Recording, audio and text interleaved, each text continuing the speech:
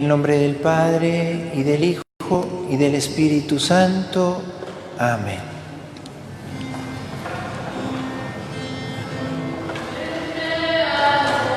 Ven, Espíritu divino, a visitar las almas de tus fieles, y concede que nuestros corazones se alimenten con dádivas celestes. Es testigo fiel de los cristianos, sublime don de Dios omnipotente, caridad, fuente viva, eterno fuego, que das vida divina a nuestras mentes. De dones tú nos santificas, voluntad divina nos señala, prometido del Padre sempiterno, nos ofreces el don de la palabra. Vina aclara los sentidos, funde amor profundo en nuestros pechos, gracia infinita fortalece la flaqueza carnal de nuestros cuerpos, poder rechazar el paz que todos esperamos y que ya lo seguro nuestras vidas, vivimos los libres del pecado. Por ti al Padre conozcamos, lo eterno su Hijo Jesucristo, y anhelamos siempre en todo tiempo, en ti que eres su Espíritu divino. Fin al Padre y a su Hijo, que resurgió triunfante de la muerte, y al Espíritu Santo que nos une desde siempre, por siempre y para siempre. Amén.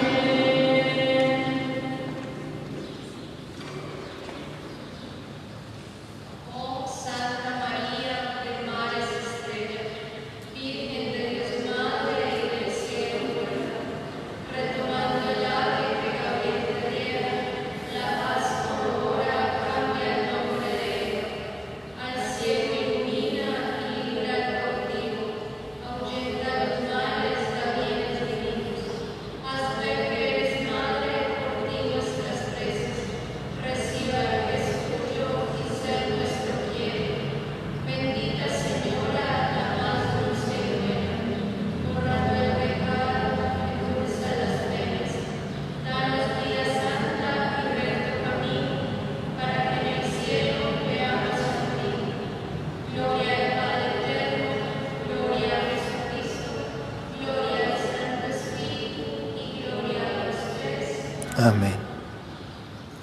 Bendito y alabado sea Jesús en el santísimo sacramento del altar. En el nombre del Padre, y del Hijo, y del Espíritu Santo.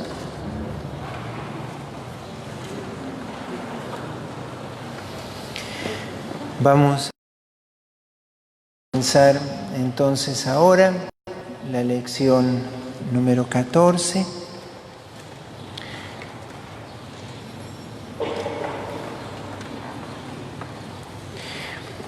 Habíamos comenzado esta segunda etapa, que es el conocimiento de nosotros mismos, hablando de la necesidad de podernos conocer como nos conoce Dios.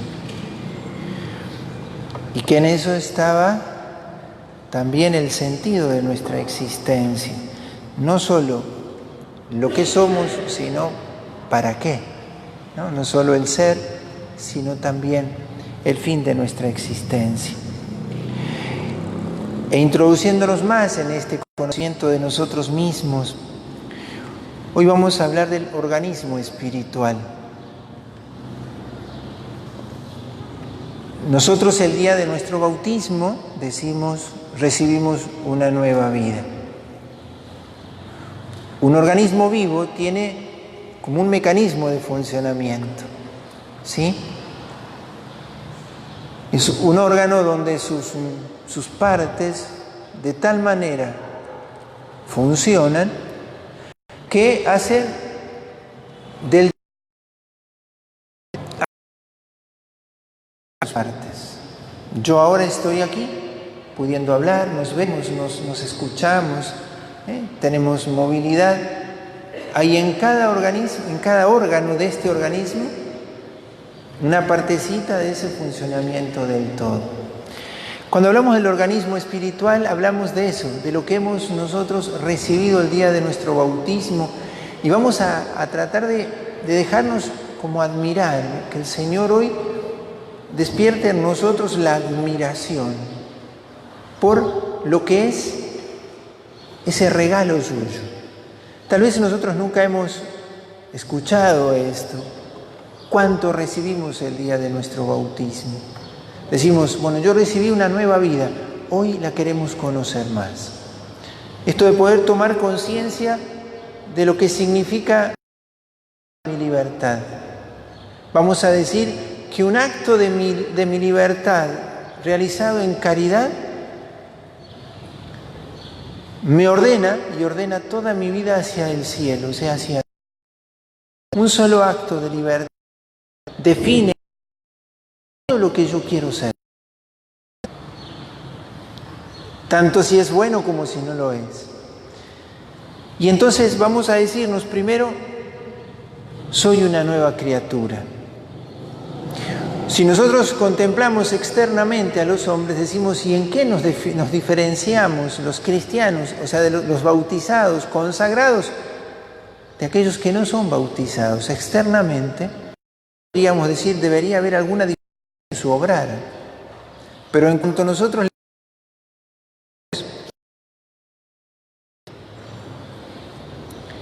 sabemos de nacimiento del cual nosotros participamos en el bautismo, una nueva vida, ¿sí? Nos marcó por dentro. Ustedes llevan un sello. Es ese carácter que ustedes recibieron el día de su bautismo, cuando después de ser bautizados, significa el sacerdote les marcó la frente con el santo crisma. De ahí nos viene el nombre de cristianos, ungidos, marcados. ¿Por qué? Porque le pertenecemos a Dios.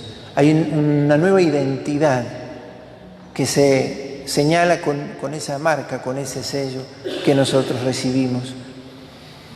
San Pablo, en sus cartas, les recuerda a los cristianos muchas veces esta nueva vida que brota del bautismo y las consecuencias que eso tiene. ¿A qué llamamos nosotros vida nueva o esa vida nueva que recibimos en nuestro bautismo? Vida es un principio de acción.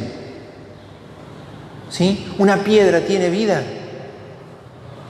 Porque no tiene el principio de acción. Una planta tiene una vida, decimos, tiene vida vegetativa, pero tiene un proceso, tiene un principio de acción no inteligente ni sensible, pero propio de su condición. ¿Los animales tienen vida? Sí, tienen un principio de acción. Y le corresponde a esa criatura obrar según ese principio de acción. Le mueven los instintos. Su acción está motivada por esos sentidos, ¿no?, que tiene.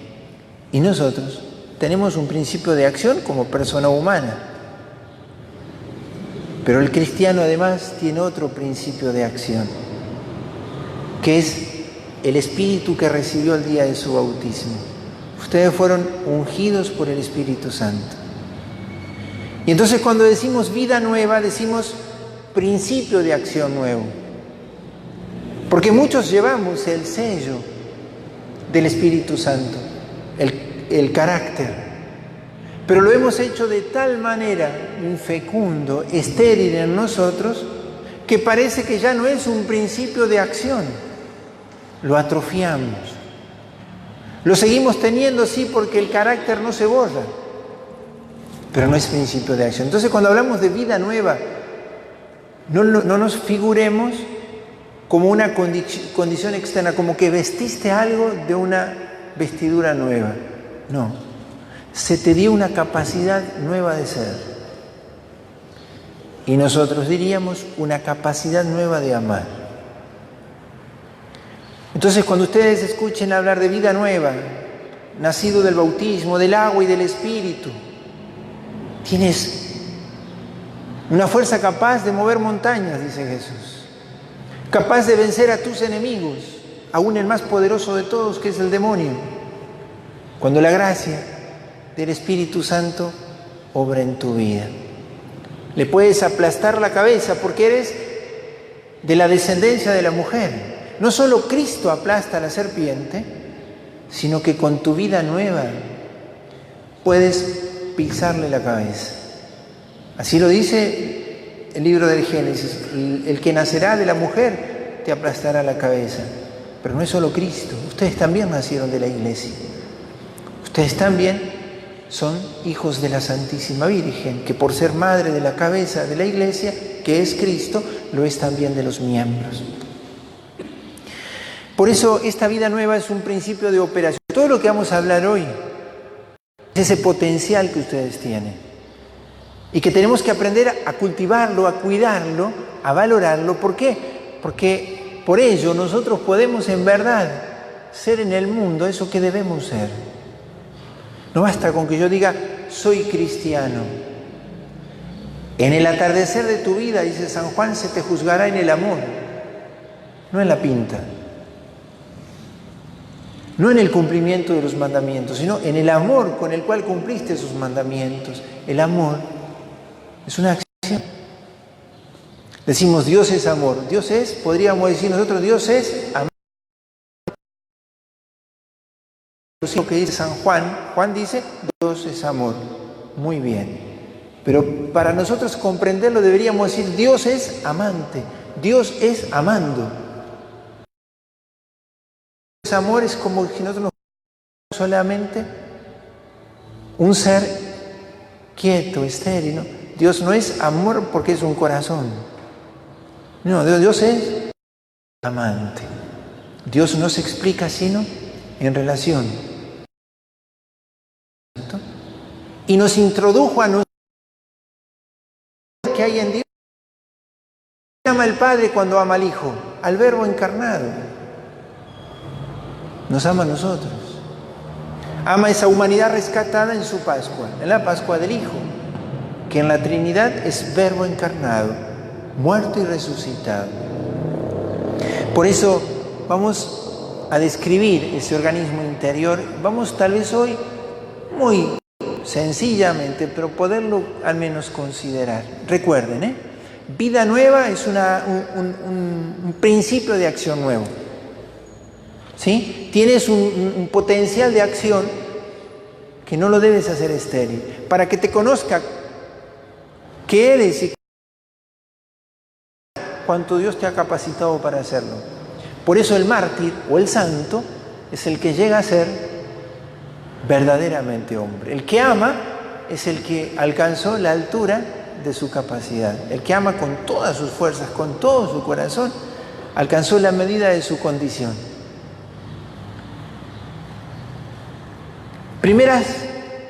Primeros elementos de este organismo y los principales. ¿Por qué teologales? Son dadas directamente por Dios, pero además tienen a Dios por objeto, por fin. ¿Sí? ¿A qué tiende la fe, la esperanza y la caridad? A Dios mismo. Eso lo recibiste el día de tu bautismo.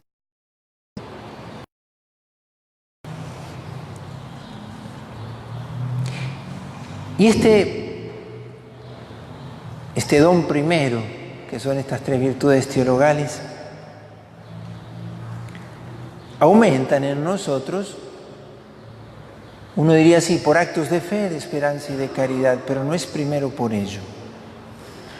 Por ser un don de Dios, aumenta en nosotros, sobre todo por la oración y por los sacramentos. La relación con Dios, personal e íntima con el Señor en la Iglesia, es el ámbito en el que esas virtudes crecen en nosotros y nos hacen crecer a nosotros. No es que son algo distinto a nosotros, son algo que han sido infundidos en nuestra inteligencia o en nuestra voluntad y nos capacitan para creer, esperar y amar de una manera nueva. ¿Cómo crecen en nosotros estas virtudes? La práctica, pero sobre la oración y los sacramentos. Vamos primero a decir algo de la fe. La fe de Dios por el...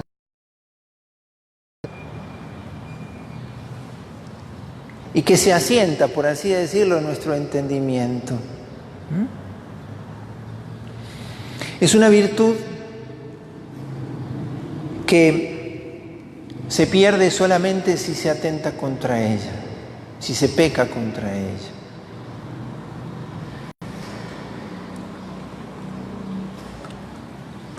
Haciendo actos continuos de fe, la oración y los sacramentos, como decimos allí, es lo que le permite crecer en nosotros. ¿Cuál sería el sacramento de la fe? La Eucaristía. La Eucaristía, decimos, este es el misterio de la fe, es el sacramento de nuestra fe. Esta fe, esta virtud teologal, nos abre a nosotros a una capacidad de conocer que nuestra sola inteligencia no podría, que tiene como es el asentimiento de toda mi persona al Dios que se me da. No es simplemente que yo con mi inteligencia le digo a Dios, sé que existes.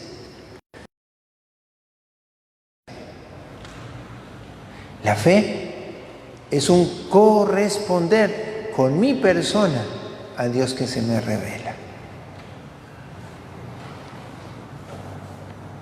Por eso, sí, la fe necesita de Dios, conozca la doctrina católica, porque en la consagración estudiamos y hacemos lecciones, porque eso también aumenta nuestra fe, porque el conocimiento nos enamora, porque a Dios no se le conoce solo por el intelecto, pero también se le conoce por el intelecto. El modo de conocer de Dios, lo vamos a ir viendo, es un conocer por relación, por trato. Pero ustedes recibieron esto, ustedes son capaces de penetrar en conocimientos mucho más profundos que los más altos científicos. Lo decíamos hoy en la Eucaristía. ¿De qué le sirve al hombre, al científico, desentrañar el misterio de los organismos vivos de todo el universo, si no encuentra en ellos el sentido de su vida? La fe no te da esa ciencia que puede tener el científico, pero te da el sentido de cuánto existe, sentido de la vida y la muerte. Te hace comprender lo que la sola razón no te sabe decir. Cuando te encuentras ante la realidad de la muerte o el sufrimiento, o la sola pregunta, ¿de dónde proviene todo? No te preocupes tanto por saber de dónde o cómo surgió todo. Viene de Dios, sí, pero sobre todo poderte preguntar ¿para qué se inició todo esto? ¿Para qué es tu vida? La fe nos va ayudando a eso. Ustedes en estas lecciones van haciendo ese camino, madurando la comprensión del sentido de la vida de ustedes. Y a esta virtud, y esto es parte del organismo espiritual que ustedes recibieron los dones del Espíritu Santo, ¿sí? Y ustedes los tienen allí ordenados según cada una de las virtudes a las que estos dones vienen a auxiliar. Son los 7 dones del Espíritu Santo. El don de entendimiento, a la virtud sobrenatural, teologal de la fe, el Espíritu Santo le auxilia con el don del entendimiento, que es justamente ese don por el que puedes tener una intuición mucho más profunda en la contemplación de las verdades reveladas. Cuando decimos, ¿por qué algunos parecen como sumergirse más, profundizar más en todo aquello y otros, sin embargo, no? Y tiene que ver con esa también cooperación con la acción del Espíritu Santo en nosotros. El don del entendimiento es ese don por el que el Espíritu Santo te auxilia para comprender más el misterio de las verdades reveladas. ¿De qué manera nosotros no le permitimos al don del entendimiento trabajar cuando nosotros no rezamos, por ejemplo, la palabra de Dios? Cuando nosotros las cosas las queremos entender solo desde nuestra razón. La no docilidad a la escucha o en la escucha a Dios obstruye ese crecimiento que puede hacer en nosotros el don del Espíritu Santo. Por eso se oponen a este don la ceguera espiritual y el embotamiento del sentido. ¿Qué es lo que embota el sentido o hace que haya ceguera espiritual? Uno es la lujuria y el otro la gula. El desorden en procurarse los placeres de la carne oscurecen en nosotros esta posibilidad o debilitan, oscurecen la posibilidad de comprender las cosas con la luz que nos da Dios.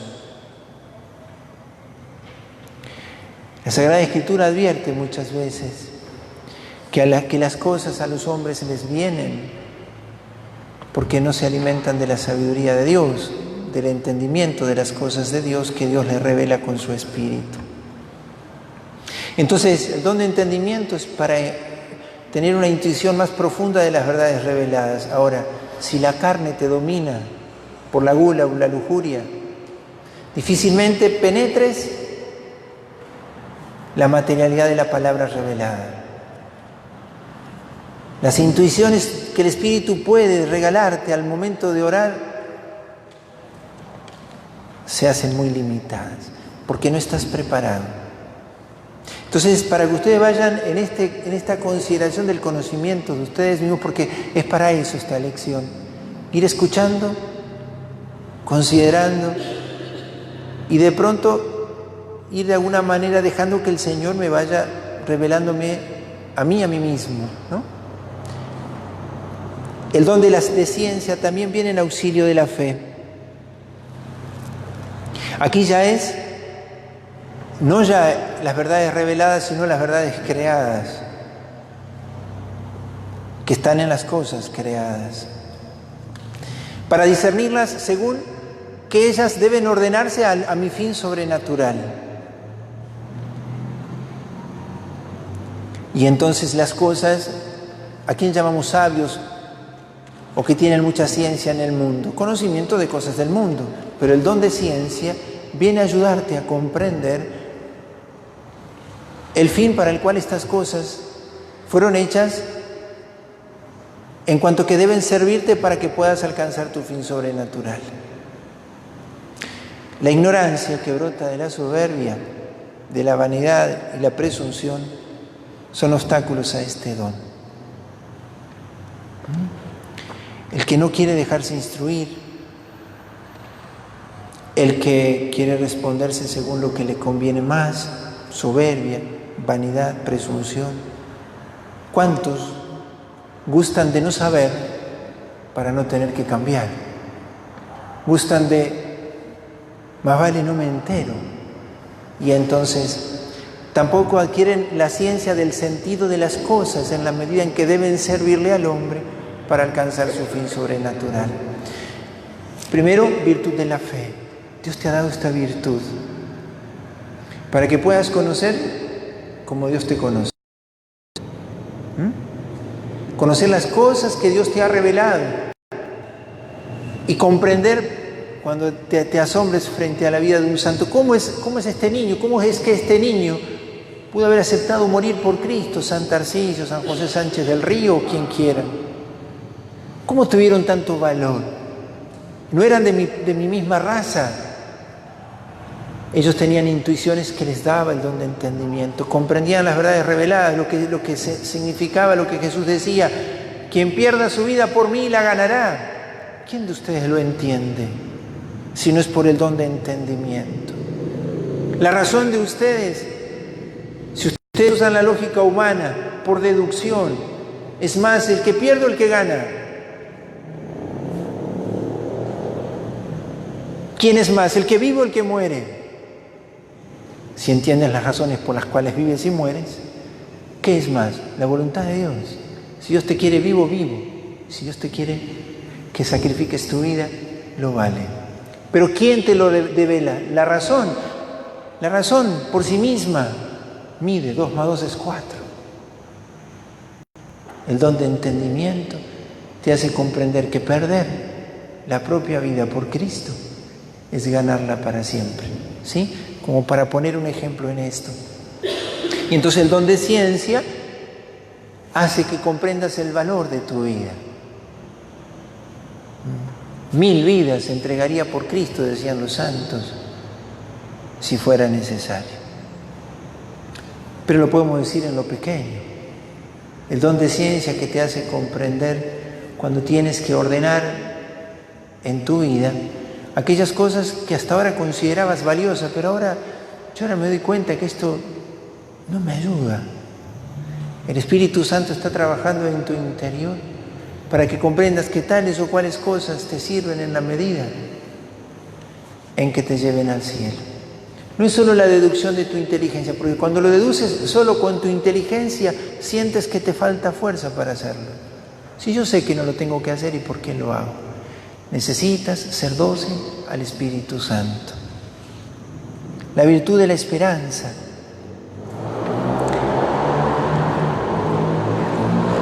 ¿Quiénes pierden la esperanza? Quienes pecan contra ella. Teniendo fe, dice, solo pierden la esperanza quienes pecan contra ella. Es una virtud teologal, ¿sí? También dada por Dios, ¿no? Que nos hace a nosotros esperar más allá, como decimos, de toda esperanza. El capítulo 11 de la carta a los Hebreos es un ejemplo. El ejemplo les pregunto, ¿Abraham tenía la virtud teologal de la esperanza? Antes de Cristo, ¿estaba o no estaba la gracia? En preparación, por eso la iglesia celebra a Abraham, a Moisés, como en la iglesia oriental se los celebra como santos. Todavía no estaba en plenitud, pero todo estaba ordenado a Cristo. Todo está abrazado por la gracia de Cristo, desde Adán hasta el último hombre. Pero Abraham no tenía la gracia como ustedes. Pero dice la carta a los Hebreos que si Abraham no hubiera confiado en Dios, no se hubiera fiado de Dios, no hubiera esperado en Dios, nunca hubiera abandonado su tierra. Porque además Dios le invitaba a caminar hacia una tierra que él no conocía. ¿Pero por qué caminó? Porque se fió de Dios. Y entonces ya en él se va develando el sentido de la esperanza. La esperanza te pone ya en el fin, pero el fin está obrando en tu presente. La esperanza son los pies de la fe. Yo creo, pero es la esperanza la que te hace caminar, la que te hace fiar. Pedro, en la barca, Señor, si eres tú, mándame ir sobre el agua. ¿Qué le dijo Jesús? Vení, Señor, te creo, está bien acá. ¿O no? ¿O qué hizo Pedro? La esperanza le hizo caminar. Esperó que Dios lo sostuviera. ¿Se puede caminar sobre el agua? No. Pero Pedro, ¿qué te va a decir? Sí. Porque esperó que Dios, ¿sí?, iba a cumplir. ¿Ven? Fue. La esperanza son los pies de la fe. Entonces esta virtud teologal solo en nosotros se pierde cuando atentamos contra ella. ¿Y qué es lo que se opone a la esperanza? La desesperación. Y esto hoy es como un veneno que nos vamos comiendo. Muchos, ¿eh? ¿De qué manera? Cuando ya dudamos de que Dios es la salvación para este mundo. ¿Cuántas peleas y discusiones por quién va a traer la solución a nuestra patria? O a la vida de los hombres. Buscamos esto, aquello. ¿Cuántos católicos hemos renunciado a esperar en Dios? Estamos desesperados. Ya no tenemos a Dios como objeto de nuestra esperanza. Y entonces, ¿cuántos atajos está queriendo tomar el hombre para poder sentirse realizado o alcanzar paz? Muchos consideran que estar bien como hombre es hacer prácticas y técnicas que le den armonía interior, y así van al yoga, al reiki. ¿Y qué buscan? Sentirse bien, porque no esperan en Dios. Porque para muchos estar bien es no tener que sufrir. Y entonces, cuando la virtud implica sacrificio, lejos, eso es desesperación. Parece que no.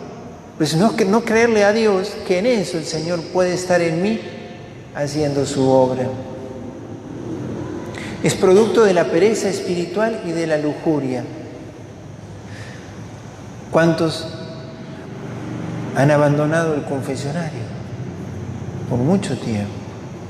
¿Cuántos tienen pereza para una lectura espiritual, para un retiro espiritual? ¿Cuántos retiros han hecho en su vida? No, 3 días, 4 días. ¿Cuántos días has dedicado a cosas que nunca llenaron tu alma? Te la vaciaron. ¿Cuántos decimos, es mucho 3 días de retiro por año, 4 días? No, voy a dejar mi casa. Pero estando en tu casa, ¿cuántas veces dejas a los tuyos por otras cosas? Eso es pereza espiritual. No entrenas tu alma para los grandes combates de tu vida. ¿Cuántos novios antes de casarse hicieron retiro para prepararse? Porque es un combate el matrimonio. No hay que explicar mucho. Convivir es un combate. ¿Cuántos presumen solo de sus fuerzas y se embarcaron en una empresa tan noble habiendo tenido pereza espiritual? No rezaban juntos, no hacían retiros, no formaron su almita, y así para otras cosas en la vida. Entonces, la desesperación, ya no se fían de Dios. Y lo contrario es la presunción. La vanagloria, provienen de la vanagloria y la soberbia. El hombre de hoy pone demasiadas confianzas en sus fuerzas y en sus proyectos. El hombre vive detrás de las cosas que se pone como metas. Quiero tener esto, quiero tener esto otro. No bautizo a mi hijo porque no le puedo hacer fiesta. Caso porque no tengo para hacer esto. Y así aspiro. Pero la presunción es de que voy a ser feliz cuando alcance las cosas que yo quiero. Por ejemplo, ¿no? Y el motor de sus vidas es alcanzar cosas, como ya lo hemos dicho, que mueren. Entonces, la esperanza, recuerden, son los pies de la fe. Es la razón por la cual caminas, no solo porque crees, sino porque esperas que Dios no te abandonará nunca. Miren lo que ustedes recibieron el día de su bautismo. ¿Qué hace que yo no esté paralizado? Si el mundo se te opone, porque vives en la verdad, no cambies tu rumbo, sigue en la verdad. ¿Cuántos católicos han cambiado su modo de pensar y admiten hoy cosas que son contrarias a la fe? ¿Por qué? Porque la mayoría, porque la sociedad o porque el ambiente lo exige, lo pone como se quiera. Y entonces vamos de a poquito dejando de caminar confiados en Dios. El don del temor es el don del Espíritu Santo que viene en auxilio de esta virtud de la esperanza.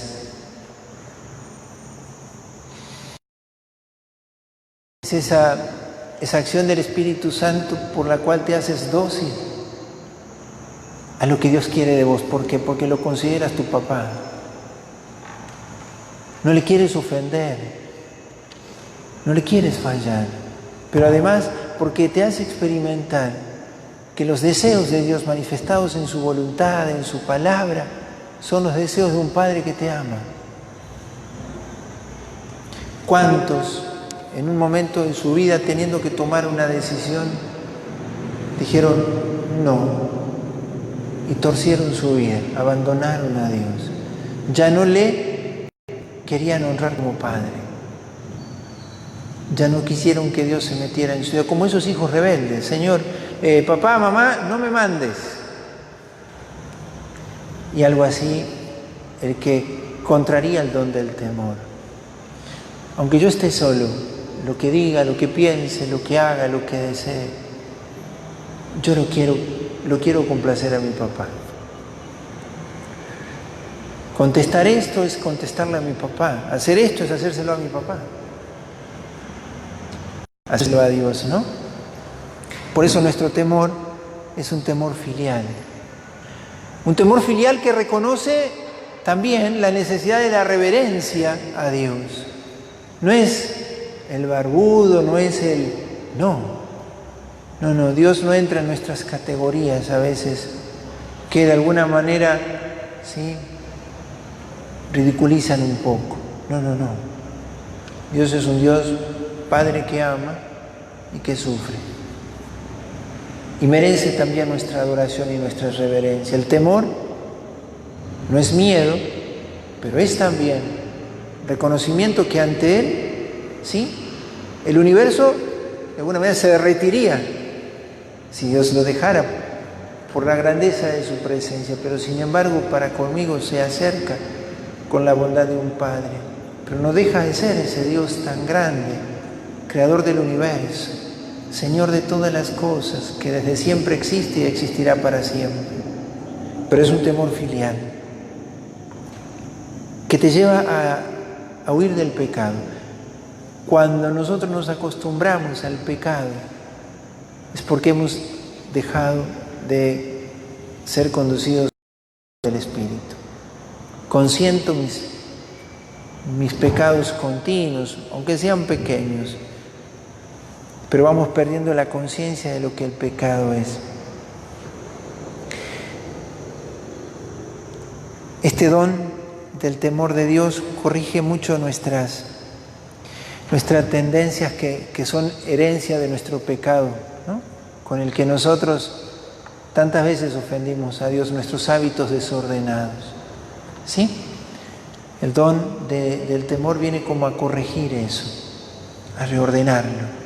¿Por qué? Porque si yo fui muy esclavo de la ira, de la lujuria, de la gula, de la soberbia, y convierto mi vida a Dios, las consecuencias de mis pecados me siguen afectando. Y entonces es un hijo que se sabe todavía, uno podría decir hasta en la falda de su padre, necesitado de que su padre lo cuide mucho, porque si se suelta de ello, sabe que es capaz de todo aquello y mucho peor. Entonces el temor del filial, vivir la experiencia de una relación filial con Dios, reordena todos esos desórdenes, pero cuando yo no lo hago, los desórdenes siguen estando. La virtud de la caridad. También virtud teologal infundida por el Señor en nuestra voluntad, en nuestro corazón, ¿no? Pero nuestra voluntad. Decíamos hoy que las virtudes teologales son una capacidad nueva de obrar. La caridad, de una manera singular, es lo que le da la medida a todas las cosas. ¿Sí? ¿De qué te sirve hacer las cosas sin caridad? De nada. De nada. La virtud de la caridad es una amistad con Dios, entre el hombre y Dios. ¿Y qué implica la amistad? El amor de benevolencia. Yo quiero el bien de aquel a quien amo. Y a Dios no le puedo dar menos que todo lo mío. La caridad supone una correspondencia total entre dos que se aman, dos amigos.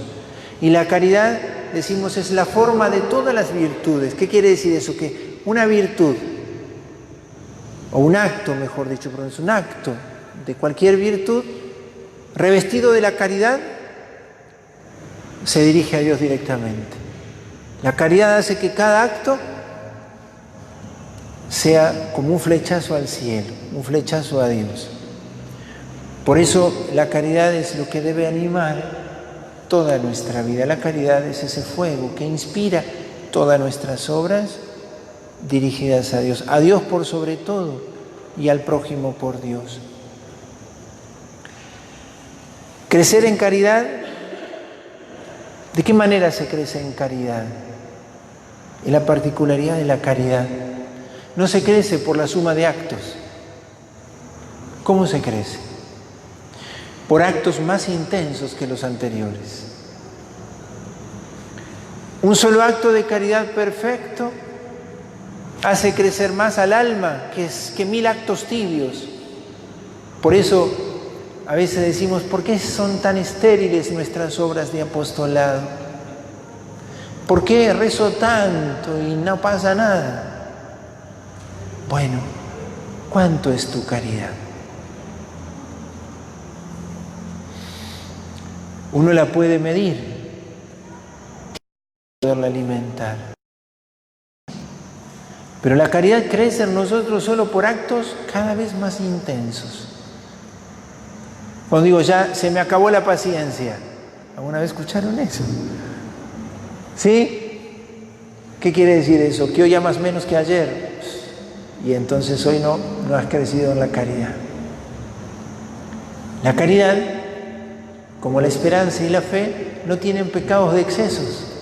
Nunca podrás decir, me vengo a confesar de que amé demasiado. Y no. Las demás virtudes tienen excesos y defectos. Las virtudes teologales nunca pueden decir, me confieso de haber esperado demasiado en Dios. Quede tranquilo, no se confiese de eso. Espere en Dios, crea en Dios, ame en Dios. Esto que yo les estoy diciendo ahora, yo soy consciente de que esto parece re extraño. Porque pocas veces alguien te habla de estas cosas, del organismo. Tengo todo esto en mí desde mi bautismo. Sí. Ahora lo aprovechamos en las lecciones para aprenderlo, pero la vida espiritual no es una suma de acciones, es una semilla que si yo la dejo crecer, cuidándola y favoreciéndola en las cosas que necesita, se vuelve un árbol robusto o una planta atrofiada. Nunca llegó a hacer lo que tenía que hacer. ¿Por qué? Porque se le fue dejando morir.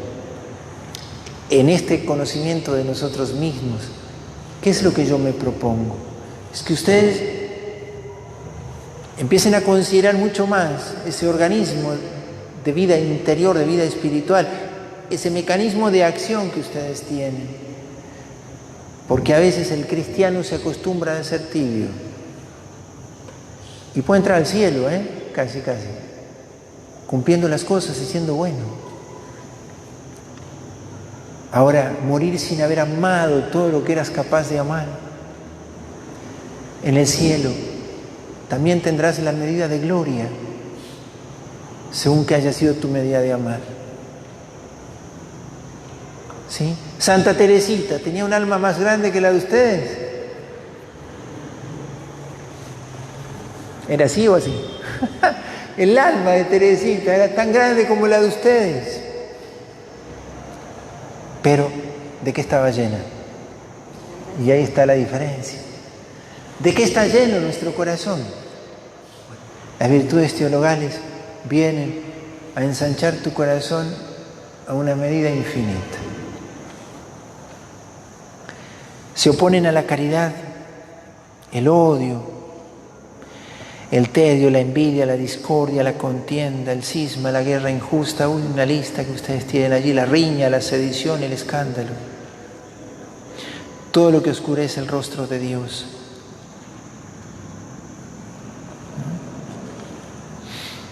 ¿Cuántas cosas hoy en nuestro mundo se oponen a la caridad? ¿Cuán estrecha es la medida a la que nos hemos acostumbrado a someter nuestros actos? Tratamos a las personas que nos caen bien, a las que no, ni las saludamos. En la parroquia, ¿a quién saludo? Al que me cae bien. Y más o menos al que pasa por al lado. Préstense atención. Reducimos nuestro corazón y nuestra mirada a las cosas que nos interesan. El corazón del apóstol, del cristiano, del misionero. ¿Sí? ¿Cuánto siente y vive el saber que hay almas que se pierden? ¿Cuánto nos hemos acostumbrado a ocuparnos de las cosas que nos gustan y nos interesan? Olvidando esa otra dimensión de mi caridad.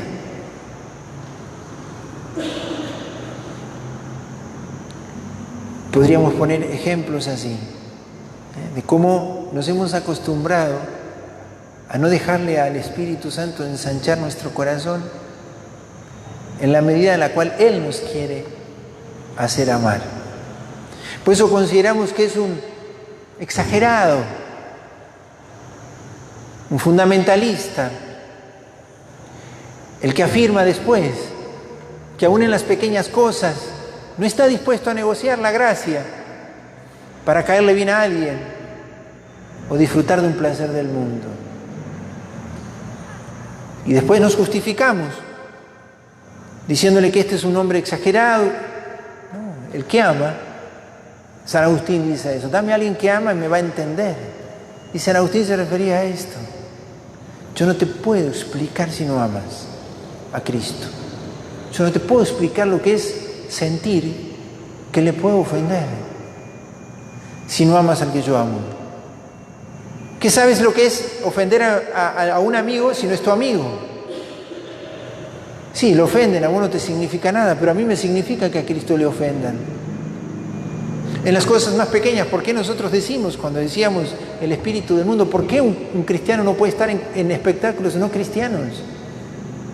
¿Por qué decimos que un boliche donde se viste de una manera no tengo que estar? Vos no me entendés, pero yo amo a Cristo y no quiero que a Cristo se le ofenda. Eso es la caridad. Es esa delicadeza, ese sentido interior. Acá pongo, entiendo que esta lección, yo no estoy explicándolo todo, ¿sí? Esto es un tratado muchísimo más largo. Yo trato de hacerlo lo menos complicado posible, sinceramente. Busqué, hasta que me dormí, poderles quería decirles, y más o menos, ¿sí? Procuro, yo no quiero confundirles, pero al menos que ustedes sean conscientes de esto, que alguna vez lo escuchen. Y que ustedes entiendan que ustedes tienen un mecanismo que tienen que aceitar. ¿Por qué yo les digo que conviene que vengan a misa todos los días? Porque el Padre es un exagerado, y puede ser. Por la gracia. No estoy preguntando, lo pregunto yo y me lo respondo yo. ¿Sí? Entonces, ¿por qué el rosario diario? ¿Por qué la palabra de Dios? ¿Por qué cuando en tu casa tienes oportunidad, por amor, callar, aunque tengas razón, yo te digo que debes callarte? Porque hay razones suficientes. ¿Para qué? Para no ofender al que amas. Ahora, si no comprendo esto, ¿qué voy a hacer? Arguir a mi favor lo que a mí me gusta y me conviene. Bueno, ahí está ese mecanismo interior que tienes. Debes aceitarlo. Si puedes estar todos los días con el que amas, ¿estarías? No me respondan, pero piénsenlo. Y sí, ¿quién me va a decir que no? Y si puedes estar todos los días con Jesús en la Eucaristía, ¿por qué no vas a estar con Jesús todos los días en la Eucaristía? No puedo, por supuesto, si hay días que no puedo, no puedo. Pero ¿y si puedo? Esto del mecanismo interior, ¿cómo no sentarme todos los días a escuchar su palabra? Hoy lo decíamos en la misa, ¿qué es la palabra de Dios? Es el soplo de su voz, de su voz, y es su palabra la que brota de su voz. Si la puedo escuchar todos los días, ¿por qué no la escucho? La caridad me mueve a eso. Bueno, todo esto es lo que podríamos nosotros. El don de la sabiduría es el don que viene en auxilio, acompañando esta virtud teologal. Esto de juzgarle es lo que yo les estoy describiendo, digamos, la sabiduría es la que te hace como gustarlo a Dios, las cosas de Dios, las cosas santas, valorarlas por lo que son y por sus causas más primeras y últimas también. ¿Sí? Ahí es donde está esto de, yo no te puedo explicar lo que es sufrir por lo que amo, porque no amas lo mismo que yo amo. Sería eso. Eso es la sabiduría. Por eso un cristiano, donde anda, es un tipo distinto. Se distingue por lo que ama. ¿Sí? Ahí está el secreto. No por lo que haces. En todo caso, lo que haces devela lo que amas. Pero lo que amas, el amor mueve el mundo. El amor. Porque el hombre se mueve por lo que ama. Porque lo que ama lo posee. El don de la sabiduría es un conocimiento por connaturalidad con Dios, por trato con Él, por participación. Es como un hijito que conoce a su mamá estando en su vientre. Un niño distingue la voz de su mamá. Sí. Le agarra a cualquiera, chiste, no se cae este gurí. Y bueno, ¿sí? La voz de la mamá, los latidos del corazón de la mamá.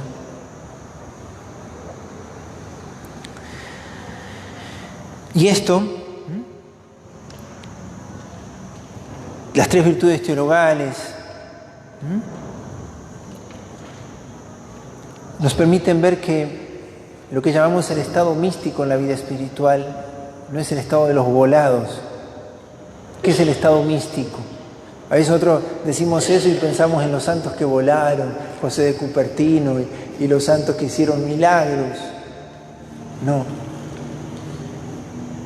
La vida mística es como la vida de un niñito, bebé, todo lo recibe, todo. Reclama, pero recibe, vive necesitando que otros le sostengan, le alimenten, le cuiden, le vistan, le limpien.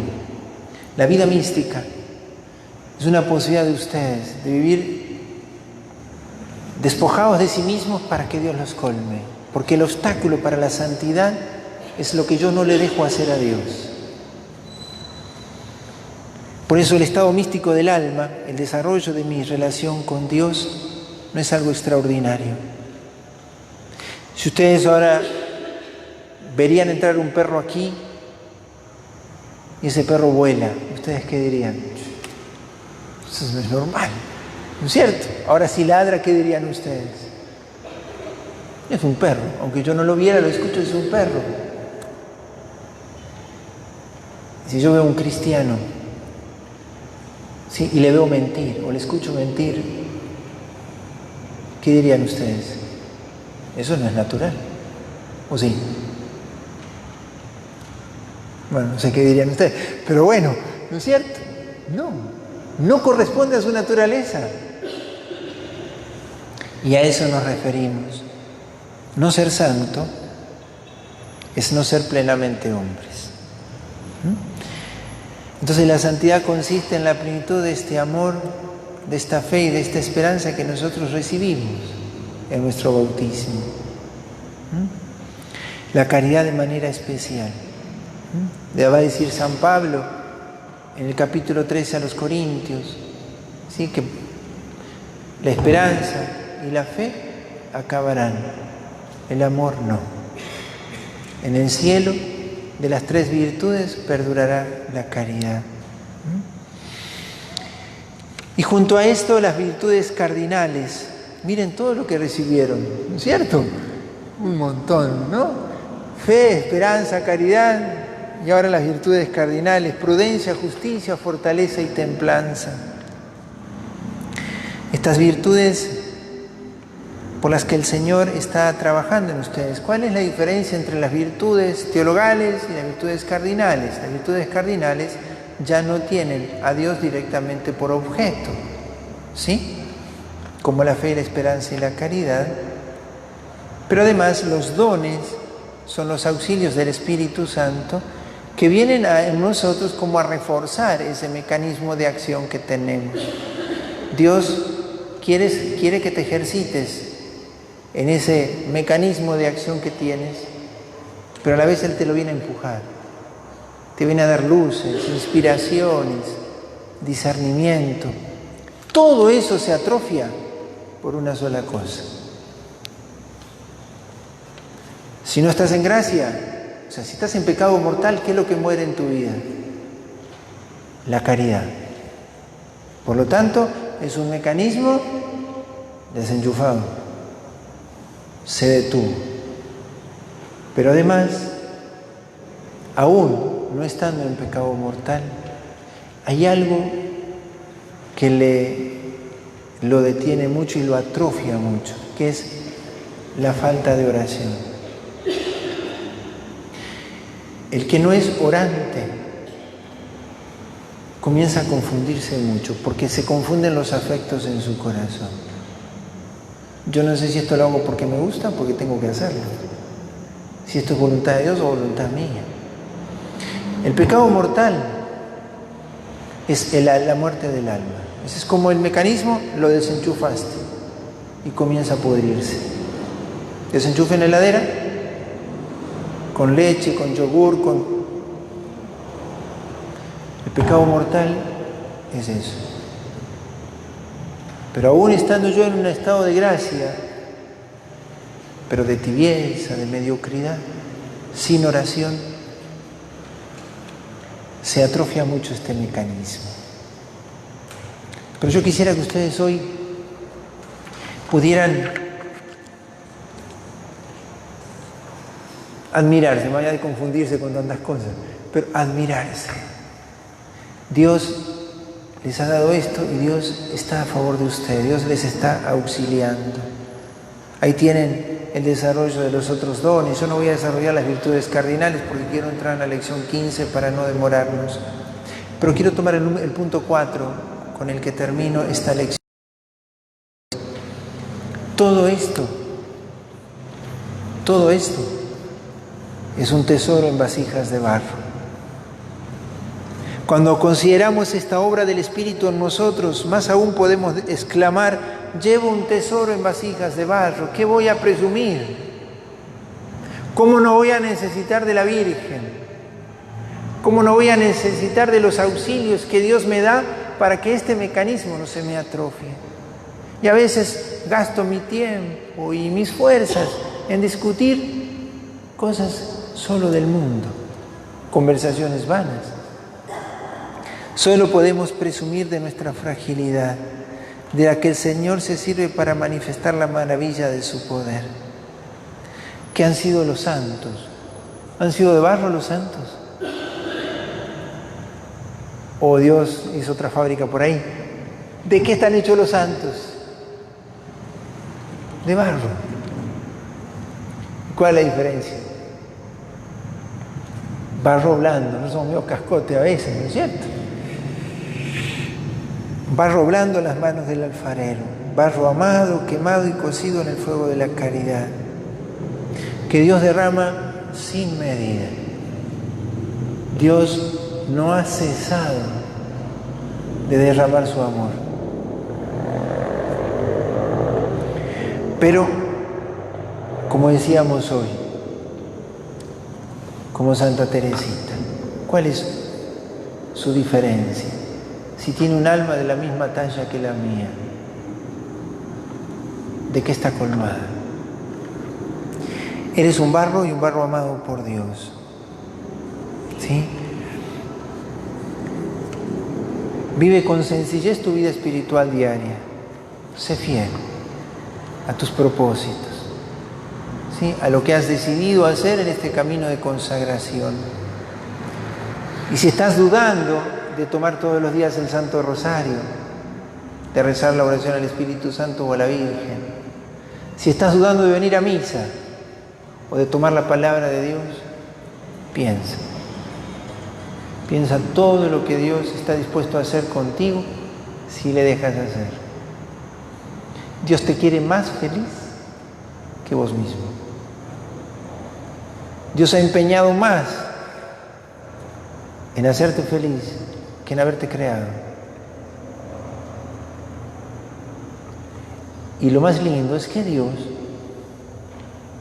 quiere darte un mérito. Lo que es obra suya, deja que sea mérito tuyo. Y puedes decirle, también es obra mía. Como decíamos hoy de la Virgen. La Virgen no solo es Madre de Dios porque Dios quiso, sino porque ella también quiso. El santo no es solo santo porque Dios lo quiso. Ellos también lo quisieron. Y esto es lo que estamos haciendo en este conocimiento de mí mismo. ¿Qué debo ser? Y eso es lo que quiero yo cultivar. Entonces, en esta lección, este organismo espiritual, dicho muy sencillamente,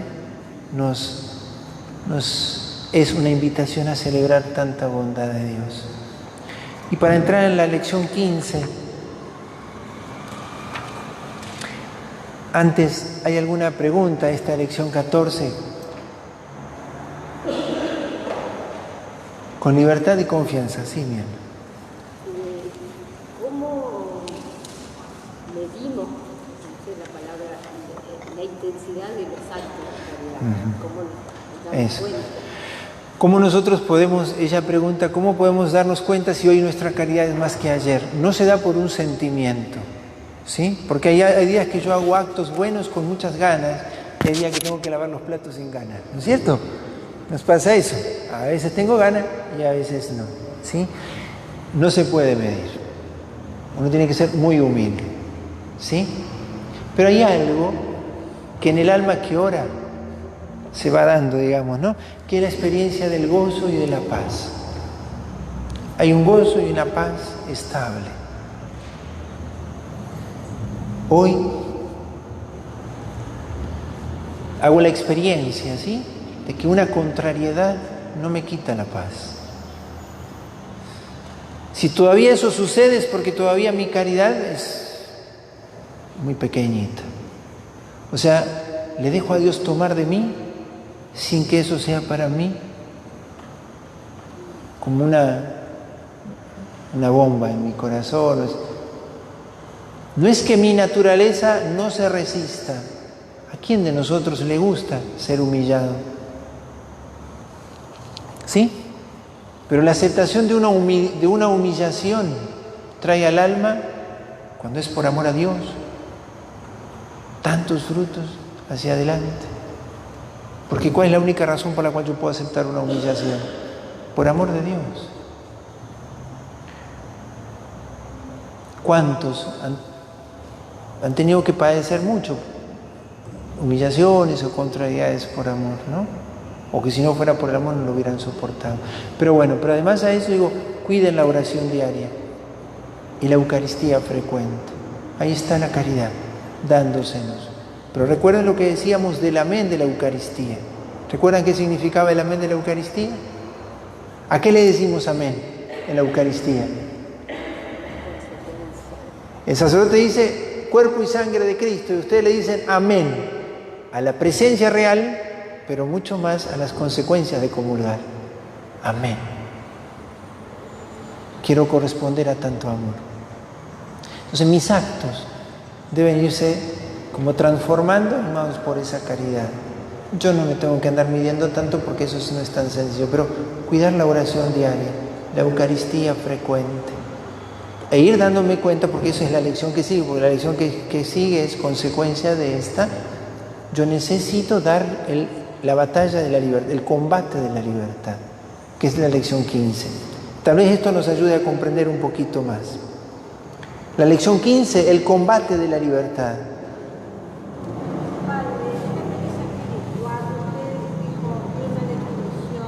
Pereza espiritual. No, la pereza espiritual, usted... No dije, no, yo no he dado definiciones porque si no eran muchas definiciones, por eso no las puse.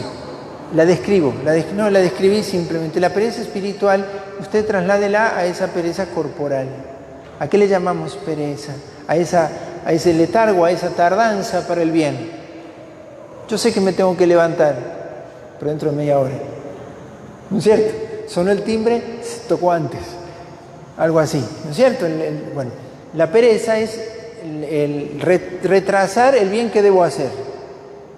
¿Sí? Es no ser capaz de elegir todo el bien que puedo en este momento. ¿Sí? Bueno, la pereza espiritual es también en nosotros no tomarlo todo ya.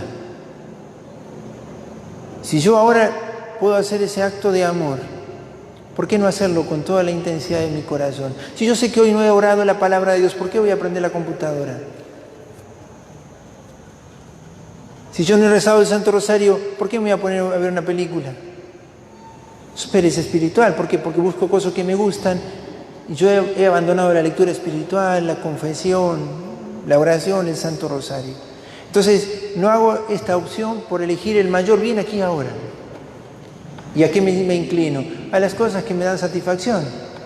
Cuando voy a rezar, en vez de hacer el ejercicio de mi silencio, me paso toda la hora leyendo. Y eso también puede ser pereza espiritual. No soy capaz de callarme y de guardar silencio. Tengo tiempo para todas las cosas, pero si me invitan a una hora santa, no voy. A un retiro, no tengo tiempo, pero me voy 15 días de vacaciones. Tienes tiempo para lo que amas. Y para las cosas espirituales tienes pereza. No sé si me explico con los ejemplos. ¿Sí? Con los ejemplos. Muchos, por esa pereza espiritual, hemos atrofiado nuestra alma. ¿Cuántos en nuestra juventud, y lo digo de mí mismo, yo tuve la gracia de que alguien me lo aconsejara, pero si nadie me lo hubiera aconsejado, no lo hubiera hecho? ¿Cuánto en nuestra juventud leímos los evangelios? ¿Cuántos de nosotros cuando éramos jóvenes leíamos libros de lectura espiritual? Por decirle. Bueno, tal vez nunca nadie nos dijo que de esa manera debíamos alimentar nuestro organismo espiritual. Bueno, ahora que estamos en este momento, yo ya no quiero ser perezoso espiritualmente. Yo no quiero decir que al final ya no tuve tiempo para rezar el rosario. O sea, tuve tiempo para lo que quise, puedo decirlo así, ¿no? Entonces las cosas yo las tengo que priorizar según el amor. El amor ordena mis tiempos. Para lo que no tengo tiempo, quiere decir que a eso le amo menos. Suena duro, pero muchos cristianos han dejado que atrofiara en su vida esa pereza espiritual. Primero, empezaron a abandonar la confesión, la oración en su casa, y después dejaban de venir a misa. Y viven en pecado mortal. Y casi que su conciencia parece que no les dice nada. Nosotros no queremos vivir así. No volvamos a esa antigua condición. Nosotros no queremos ser perezosos para las cosas del alma. Tal vez somos los hombres más débiles que hay en este pueblo, pero es por ello que necesitamos de la Virgen. Yo no quiero demorar en tomar el rosario. Yo no quiero demorarme en irme a confesar, en tomar la palabra de Dios o en hacer un apostolado. Yo no quiero seguir pensando las cosas que me gustan. No, hay que hacer apostolado. Yo tengo que decidirme a hacerlo. Si hay almas que salvar, ¿quién las tiene que salvar? ¿No soy yo? Al menos la presteza me lleva a decirme, ¿y por qué yo no?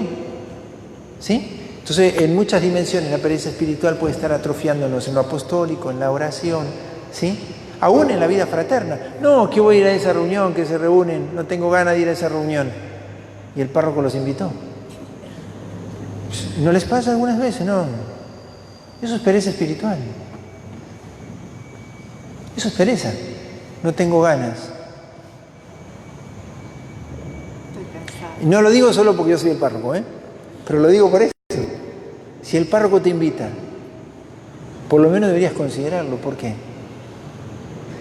¿Con qué criterio haces lo que el párroco te invita a hacer? ¿Lo que te gusta o lo que él ve que estamos necesitando hacer? Eso es pereza espiritual. No quiero poner eso, yo no quiero poner ese ejemplo, pero vale. Y sí, ¿a lo que voy? ¿A qué voy? A lo que a mí me gusta o a lo que yo quiero. Y entonces, en la dimensión apostólica de una comunidad, la pereza espiritual es eso.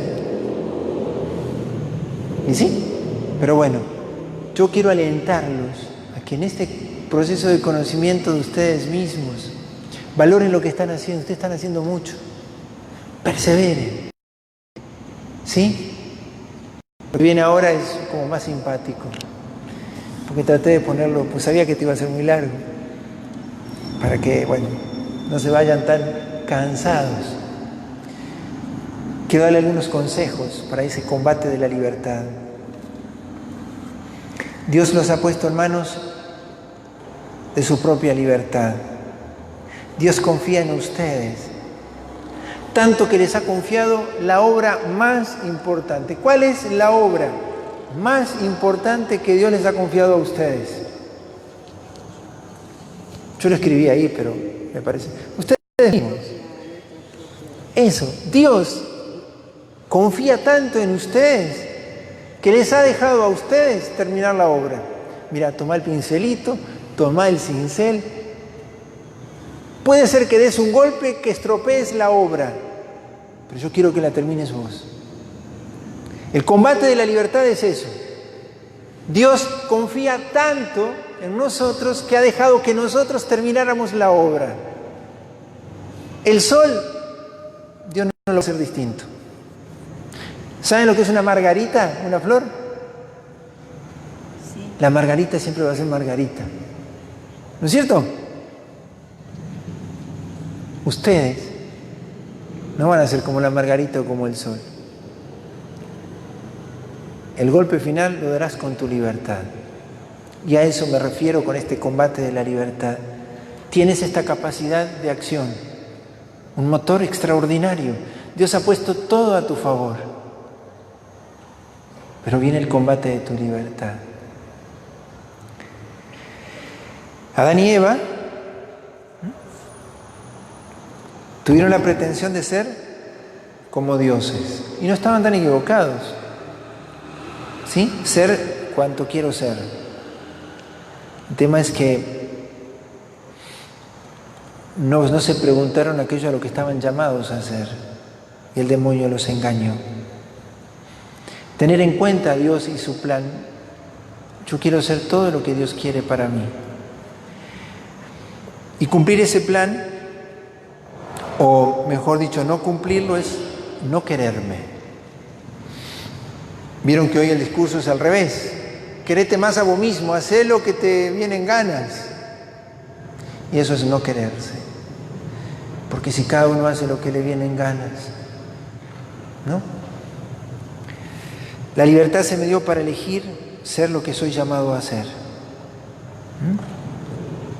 Y esa libertad sufre la herida del pecado. La inteligencia está oscurecida, la voluntad debilitada, la afectividad tan herida, ¿no?, por pasiones desordenadas. Cristo vino a conquistar tu libertad y a confiártela de nuevo. Vamos. Ahora con mi gracia, Él le ha revelado a nuestra inteligencia la verdad. Ya no la tienes que andar buscando. La verdad te buscó a vos. Ya no tienes que andar buscando dónde está el bien para ser feliz. No, el bien te vino a buscar. Vengan los que estén cansados y agobiados. El combate de tu libertad es aceptar esto. Una estrategia de combate. Y aquí viene mi pequeño aporte de hoy. Una estrategia. Yo les invito a que ustedes sean como buenos soldados, actúen con una buena estrategia. Conocernos es también reconocer las fragilidades que tenemos, nuestro defecto dominante, nuestro pecado recurrente. Reconocer nuestros defectos dominantes es reconocer nuestros flancos débiles. Esos que se hace necesario cuidar, ¿sí? Vigilar. ¿Por qué? Porque el enemigo procurará entrarte por allí, ¿sí? Por donde eres más frágil. Yo supongo que ustedes han hecho ya su examen de conciencia en la primera etapa de toda su vida. Si no, sería bueno reconocer cuál es mi pecado dominante o recurrente y mi defecto dominante. Porque eso me va a permitir, yo ahí les pongo un plan que tiene 4. Primero, primer paso del plan, perseverar en la oración diaria. Cansarse no está mal, abandonar sí. ¿Sí? El plan es no cansarte, el plan es no abandonar la oración. ¿Tienes ganas o no tienes ganas? Ánimo, el soldado sirve en la medida que está en el campo de batalla. ¿Sí? Segundo, habiendo hecho bien mi examen de conciencia general de toda mi vida, identificar cuál es mi pecado recurrente, es en el que caigo una y otra vez. Necesito decírmelo. Soy chinchudo. Soy bueno, lo que ustedes se quieran decir, ¿no es cierto? Lo que le cabe a cada uno. Soy impuro, soy goloso, dice allí, sin excusas, aunque me avergüence. Sin eso, si no te animás a decir, soy lo que ustedes quieran agregar, es porque todavía lo tienes ahí como escondidito. Si no tuvo vergüenza de hacerlo, ya está. Si no tiene vergüenza de haber sido eso tanto tiempo, ¿por qué va a tener vergüenza ahora de decirlo y si soy esto? Me he querido mentir tantas veces, cayendo siempre. Bueno, mi defecto dominante, necesito decírmelo, porque sobre eso tengo que hacer mi plan. Si me quiero conocer a mí mismo, tengo todo ese mecanismo, ese organismo espiritual, y un solo hilito retiene todo el organismo. ¿Por qué? Porque basta que me digan algo que no me gusta y ya se mudó mi ánimo, ya cambió todo, ya me dejé llevar por la curiosidad y ya caí en la impureza, mirando esto, haciendo aquello, ya murmuré de otro. Luego, tercer paso, ver si ese pecado tiene que ver con mi defecto dominante, pues no siempre el pecado delata el defecto. ¿Cómo es eso? Por ejemplo, falto a la caridad contestando mal. Ese es el pecado, ¿sí? Pero todo proviene del defecto del mal humor por la ira que me indispuso para soportar al otro. Hoy estaba enojado y por eso traté mal. Me confieso haber tratado mal, pero mi defecto es, por ejemplo, ¿no? O bien, falto a mi oración. Ese es el pecado. Dejé de rezar ese día. Pero todo proviene de mi mala organización del tiempo que hace que deje para la noche, cuando estoy cansado, la lectura de la palabra o el rezo del rosario. Esto sucede por el defecto de la curiosidad o la pereza, que me hacen perder tiempo en cosas de poca importancia. ¿Me explico? Perfecto. Una cosa es la consecuencia, que es el pecado. Pero a veces tengo otro defecto que me lleva a esto. El plan de acción que yo les propongo es, bueno, yo me quiero conocer a mí mismo. Yo quiero reconocer que en esto tengo que trabajarme. A veces me confieso, pues digo, padre, no me quiero confesar más porque siempre confieso lo mismo. El problema es que usted mira siempre para el mismo lado y no ve todo lo demás. ¿Por qué cae en lo mismo? Porque usted no está atendiendo su defecto. Usted mira el pecado, pero es más grave su defecto que su pecado. Porque usted sigue teniendo la infección y le sigue poniendo curita, me confieso, pero no cura la raíz de su problema. Si su problema no es faltar a la caridad, su problema es que a usted cualquier cosa lo pone mal. Su problema no es la impureza, su problema es la curiosidad. Su problema no es la murmuración. Su problema es que usted es muy disperso y está pendiente de los demás. ¿Qué le interesa? Trabájese en la dispersión, no en la murmuración. Trabájese en la curiosidad, no en la impureza. Si usted ve que cae porque miró la televisión, y si deje de mirar televisión, el problema no es la impureza, sino que usted se detiene a las 12 de la noche, a la 1 de la noche a mirar eso. Si usted sabe que usted murmura porque se junta a hablar con tal persona, pues no se junte con tal persona. Si su problema no es la murmuración, sino que usted anda haciendo cosas que no tiene que hacer a esa hora, quédese en su casa, haga bien su trabajo. ¿Me explico? Bueno, esas cosas, que yo las digo así, como para delatarlas un poquito, pero muchas cosas de ese organismo espiritual se atrofian porque no nos trabajamos con un plan. Todavía no terminó el plan, ¿eh? Ahora sí, identificando cuál es mi defecto,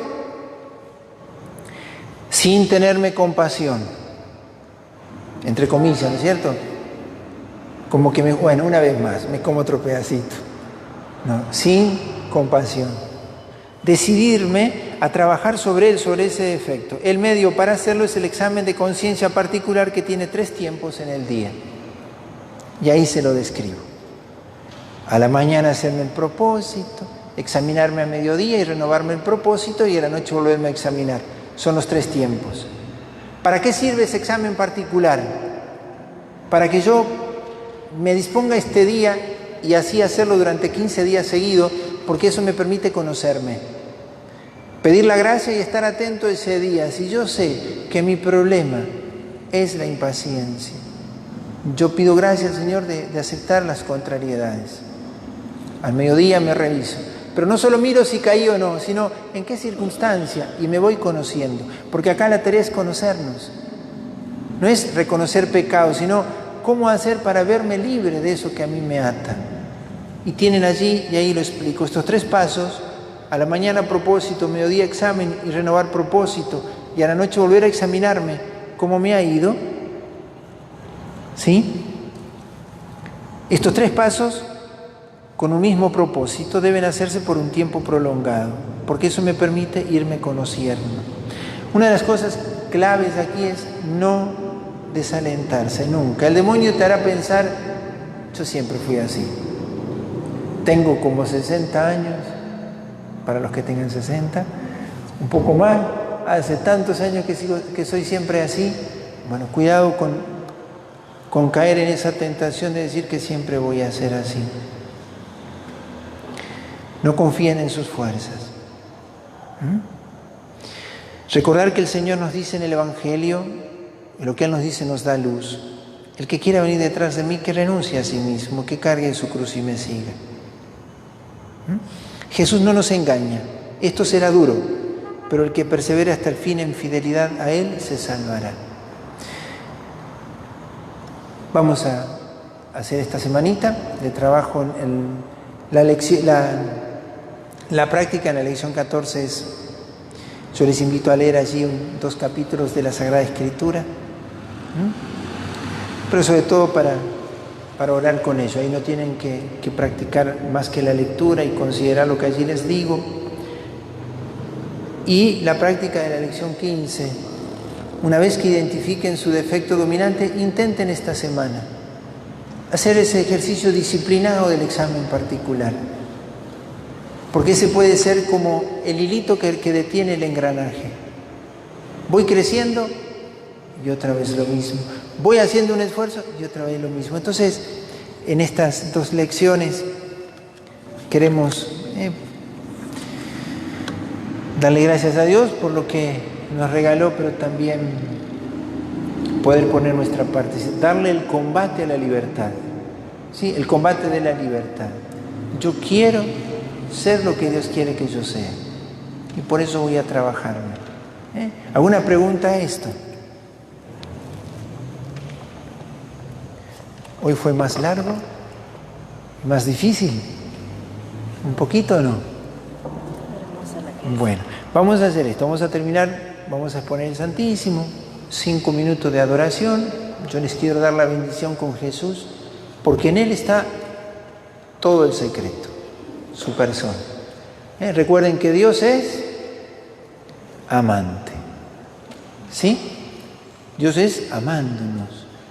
Bueno, y eso es todo lo que en nosotros inició el organismo espiritual en el bautismo. Y Dios quiere acabar su obra en nosotros.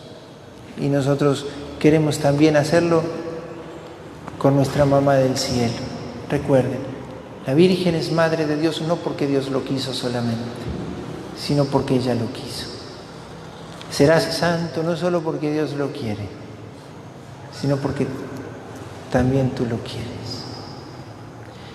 Y eso es lindo pensarlo. Yo no soy capaz de caminar sobre el agua, ¿o sí? Ser santo es más que caminar sobre el agua. ¿Sí? Amar es más que volar. ¿Sí? Dios podría darme alas, pero no obligarme a amar. ¿Sí? El amor siempre será una respuesta libre. Y eso es más que caminar. Bueno, vamos a pedirle el amor de los amores que encienda nuestros corazones. En ese amor, esa fe y esa esperanza que sea también para nuestros hermanos esta semana una fuente donde beber. Que el que se acerque a nuestra vida saboree que aquí hay algo distinto. Aquí hay otro aroma. Esta persona habla distinta, esta persona es distinta, esta persona enamora, tiene un encanto. ¿Sí? Bueno, ese encanto lo dé la gracia en nosotros. Ustedes que quieren vivirlo en la Virgen, ahora con María y con Jesús, nos quedamos en este ratito de silencio, vamos haciendo silencio mientras preparamos el altar para la exposición.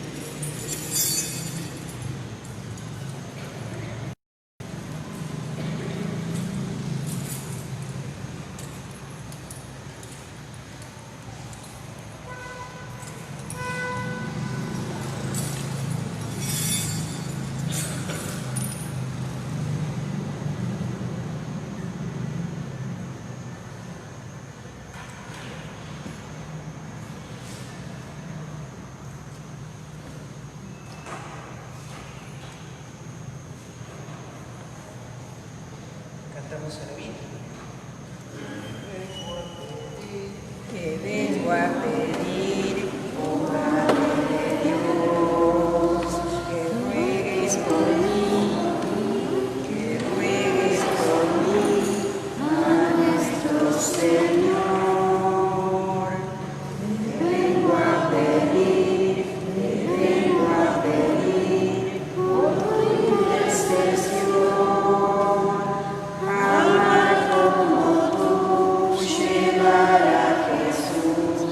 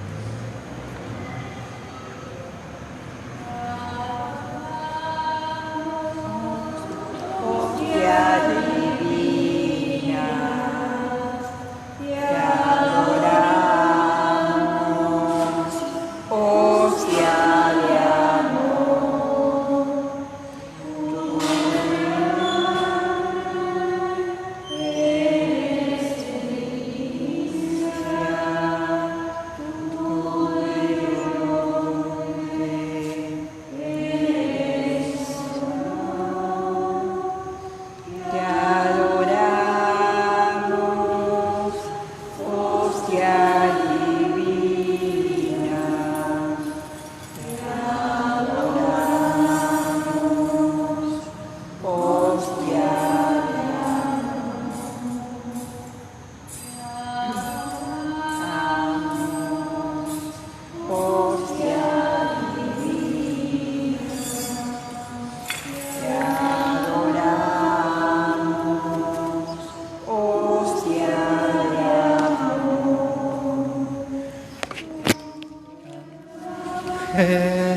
Eres delicia, tú del hombre eres honor, te adoramos, hostia divina, te adoramos, hostia de amor.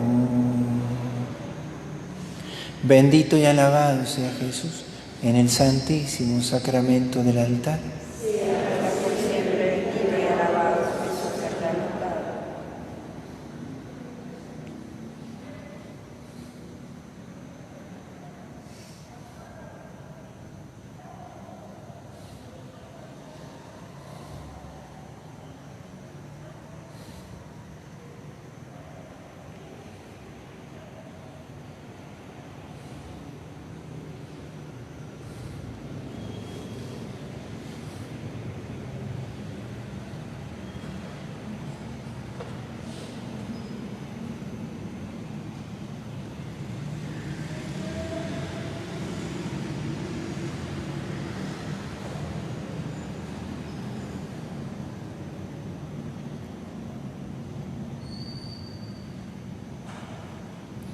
Madre Santísima, hemos iniciado estos días la etapa del conocimiento de nosotros mismos.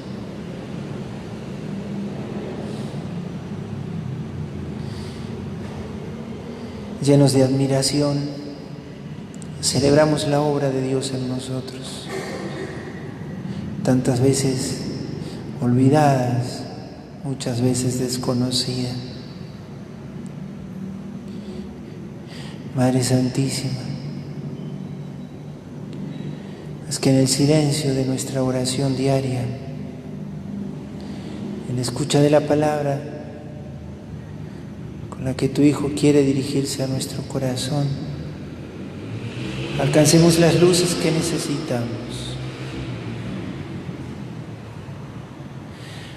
para poder conocer, comprender y aceptar el plan de Dios sobre nosotros. Madre, eres parte de ese plan. Dios me quiere hijo tuyo. Dios me quiere esclavo tuyo. Dios me quiere dependiente tuyo. Porque todo eso lo fue Jesús.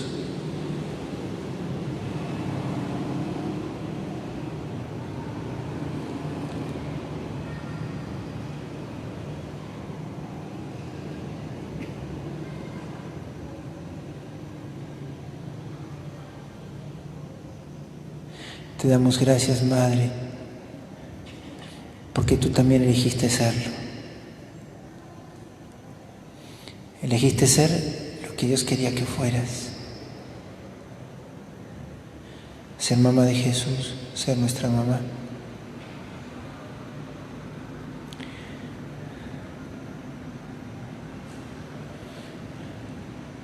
Esta semana, ayúdanos a poder redescubrir ese organismo espiritual, tantas delicadezas del amor de Dios para con nosotros.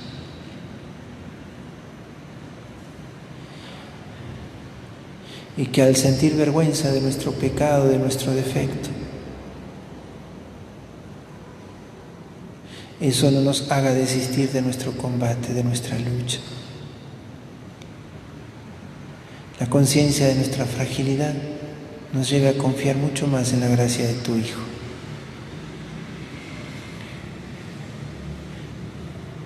Mira, Madre, a estos hijos tuyos. Queremos consagrarnos a Jesús por medio de tu inmaculado corazón.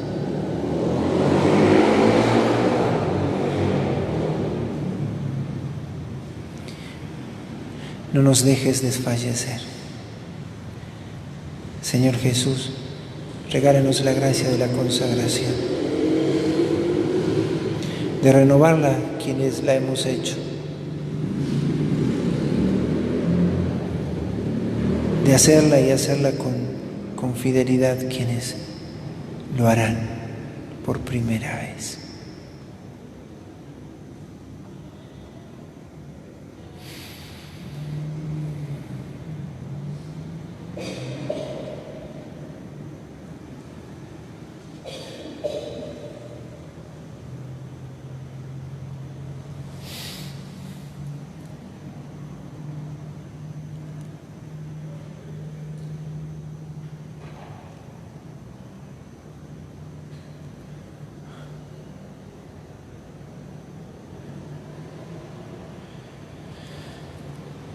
Nos disponemos a recibir la bendición. Tantum ergo sacramentum veneremur cerenui et antiquum documentum novo ritui prestet fides supplementum sensum defectui genitori genitoque lauset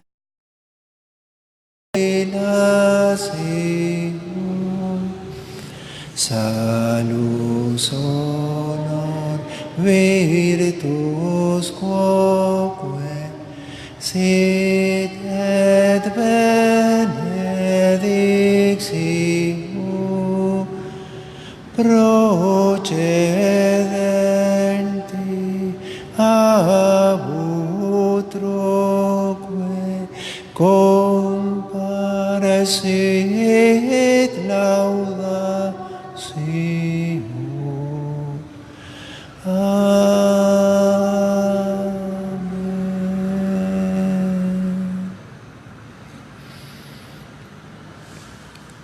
Panem de celo prestitis eis, omne delectamentum inseabente, oremus. Deus, qui nobis sub sacramento mirabili passiones tuae memoriam reliquisti, tribueque sumus, ita nos corporis ex sanguinis tui sacra mysteria venerari, ut redemptionis tuae fructum in novi iuditar sensiamus, qui vivis et regnas in saecula saeculorum. Amen.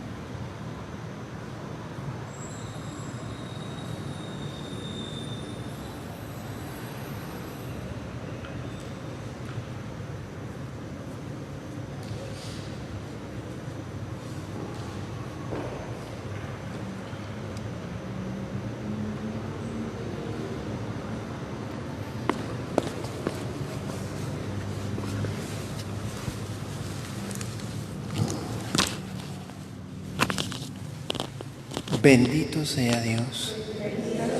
Bendito sea su santo nombre. Bendito sea Jesucristo, verdadero Dios y verdadero hombre. Bendito sea el nombre de Jesús. Bendito sea su sacratísimo corazón. Bendita sea su preciosísima sangre. Bendito sea Jesús en el santísimo sacramento del altar. Bendito sea Jesús en los pobres más pobres. Bendito sea el Espíritu Santo Consolador. Bendita sea la excelsa Madre de Dios, María Santísima. Bendita sea su Santa e Inmaculada Concepción. Bendita sea su gloriosa Asunción. Bendito sea Dios en sus ángeles y en sus santos.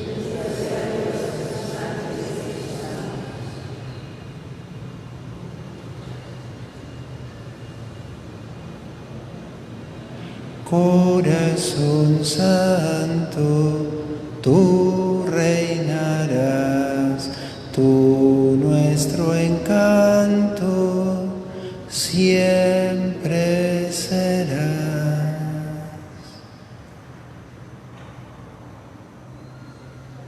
Bendito y alabado sea Jesús en el santísimo sacramento del altar.